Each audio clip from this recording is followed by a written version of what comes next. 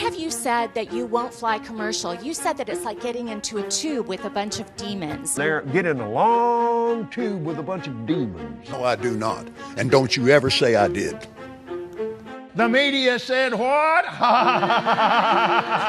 The media said Joe Biden's president.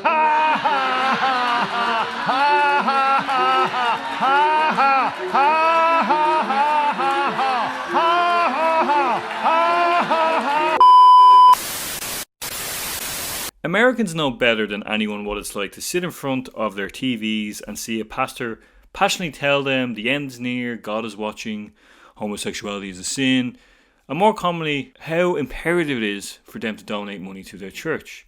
This phenomenon is known as televangelism, and this is a tool that has been used in an attempt to exploit and control the masses since the 1970s. It's allowed these pastors into the home of their faithful followers, allowing them to reach audiences at an unprecedented level of people.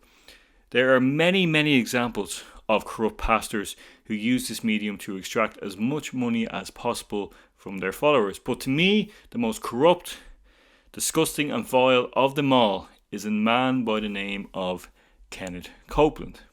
Copeland is the perfect example of a man Jesus would be ashamed of. A man who uses the Bible to control his followers, spread hate and fear, and more importantly, take as much money as he possibly can. Kenneth was born in 1936 into a devout Christian family that involved attending church every Sunday and praying every night before bed. Kenneth in his youth loved to sing because of his time in the church. In his 20s, he would go on to sing in nightclubs, singing pop songs, and would go on to be signed by a record label by the name of Imperial Records. In 1955, he married his first wife and had a daughter 2 years later. In 1957, his song Pledge of Love would spend 15 weeks in the Billboard Top 40 after peaking at number 17. He would then be drafted into the army, and by 1958 his music career was effectively over, as well as his first marriage. He would then go on to train to be a pilot. Kenneth would go on to start attending Kenneth E. Hagin seminars, a pastor who was considered pastor royalty, and began taking notes. Little did he know at the time that he would go on to become one of the richest pastors in the world, with a net value of over $760 million. It all began for Copeland in 1967 when he founded the Kenneth Copeland Ministries in Fort Worth, Texas, with the motto, Jesus is Lord. Him and his wife then decided to take their ministry nationwide and held 3 to 6 day conventions across the entirety of the United States. KCM still holds an annual Southwest Believers Convention in his hometown of Fort Worth during the first week of August every year.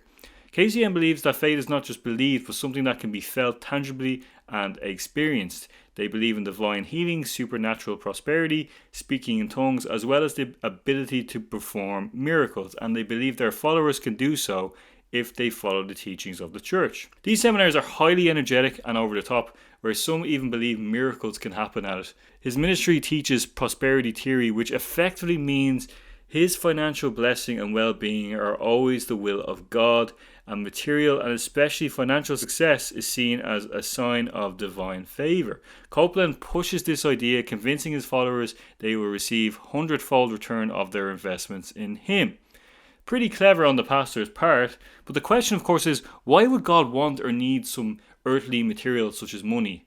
And what would this quid pro quo system do for him, and why would it make any sense? That, combined with Kenneth's charismatic preaching, became a very effective money-making tool for him. On May 27, 1971, KCM began a 1-hour-long TV program called The Word of Faith. The following year, another program was launched called The Prayer Group, which was a half-hour show broadcast across the United States. In 1989, it would be replaced by a new daily series called Believer's Voice of Victory. In 1975, he also took to the airways to spread his message when he established the radio ministry.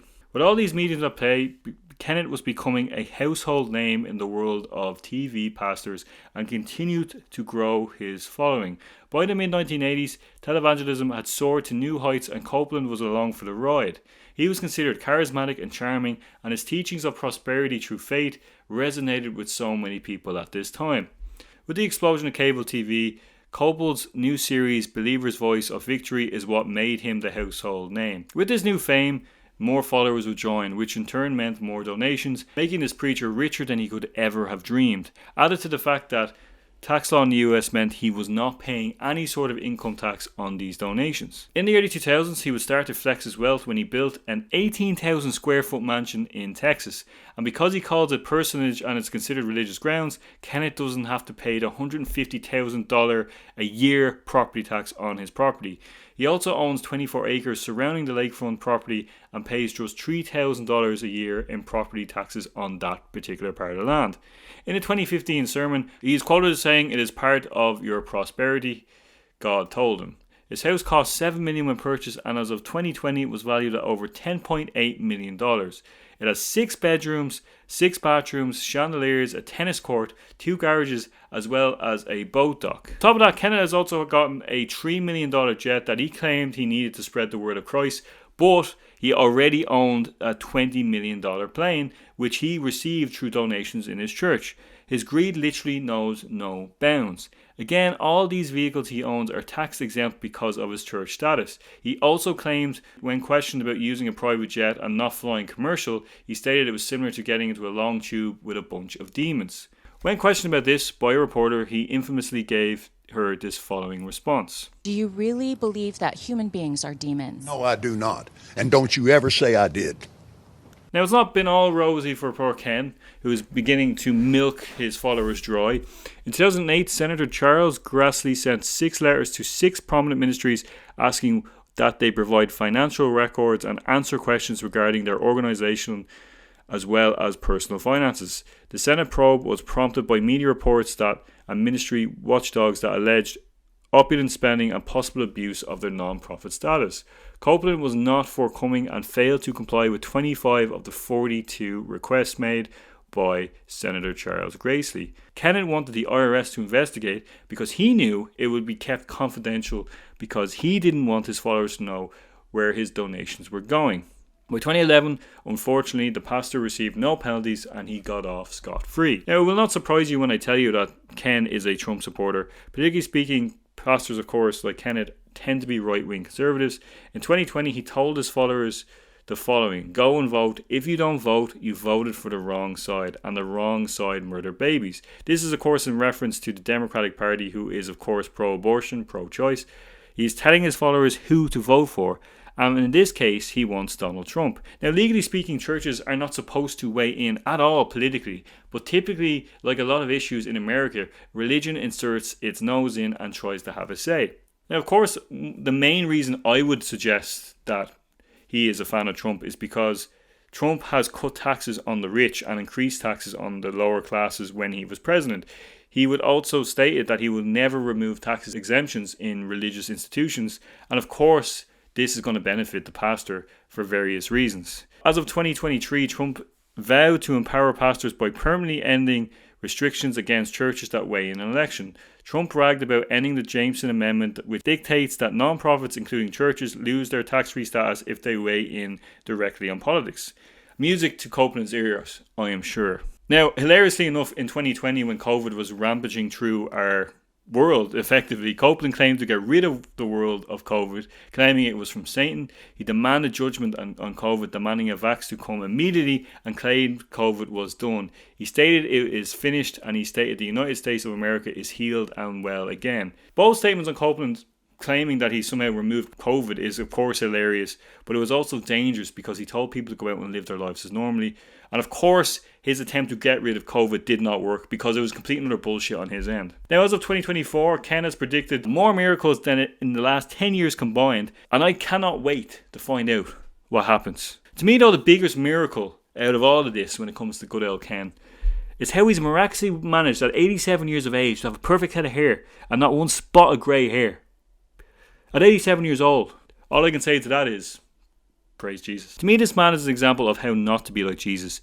His greed and his power over his followers is beyond believable. Let me remind you that this man is worth over $760 million.